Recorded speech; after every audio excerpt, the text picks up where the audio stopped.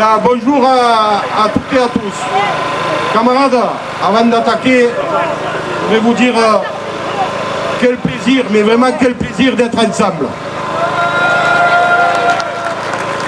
Ça doit vraiment contrarier quelques-uns de nous voir comme ça, debout, fiers, unis et déterminés. Si on est venu ici, camarades, vous imaginez bien, c'est pas simplement pour le folklore, ni même pour taquiner nos camarades qui viennent de plus loin que les Bouches-du-Rhône. Nous sommes là devant un haut lieu de l'unité populaire que les tenants du pouvoir, les tenants de la finance ont voulu transformer en temple de la consommation. Cette règle qu'ils appliquent ici, ils l'appliquent partout, camarades. Faire en sorte que tout ce qui unit les travailleurs ne serve pas à défendre leurs intérêts, mais bien à continuer à gaver la machine financière pour que quelques privilégiés continuent de se gaver. Et on est venu leur dire ici, camarades, que leur petit jeu, nous l'avons compris. On est venu leur dire ici que sans nous, ils ne sont rien du tout. Ceux qui font les milliards sont là sur cet escalier. Ils représentent des milliers et des milliers de travailleurs à qui on a imposé les pires sacrifices ces derniers temps, mais depuis des années et des années, pour que quelques-uns se goinfrent de caviar et se baignent dans le champagne.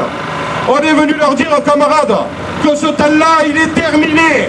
Nous allons reprendre ce qui est à nous. Nous allons reprendre ce qui est à nous.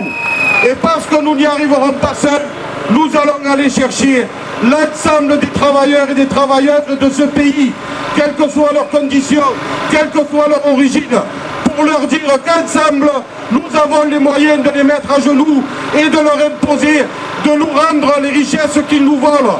Cet argent doit profiter à l'intérêt général, aux services publics, aux salaires, aux conditions de travail, à faire en sorte que quand ces salopards mettent des gens au chômage, il n'y ait pas la double peine en étant en plus condamnés à la misère. Nous sommes venus leur dire que nous allons aller chercher les moyens, que nos anciens vivent dignement, parce qu'ils les ont gavés toute leur vie. Toute leur vie. C'est ça que nous sommes venus leur dire, camarades. Et vous pourrez repartir de ce congrès, vous pourrez repartir de Marseille, en allant partout dans vos départements, chercher tous ceux des nôtres qui doutent encore de nos capacités à réussir ensemble. La CGT, camarades, ce n'est pas une organisation qui courbe les chines. Ce n'est pas une organisation qui va pleurer des miettes à ceux qui nous exploitent. La CGT, elle a été construite pour porter l'espoir et le concrétiser. C'est cette CGT-là que nous allons faire vivre ensemble, camarades. Et nous allons prendre très rapidement une initiative très simple.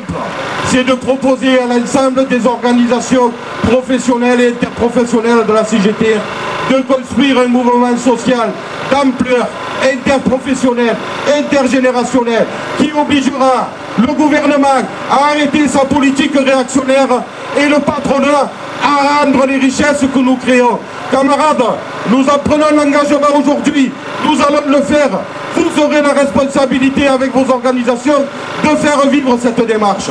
Il est hors de question que jusqu'aux élections présidentielles, on n'entende parler que de migrants, que d'insécurité, que d'extrême droite, que de coût du travail.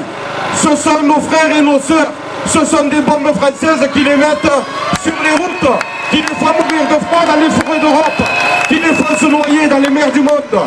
Cela, nous allons aller au combat avec eux, avec toutes et avec tous.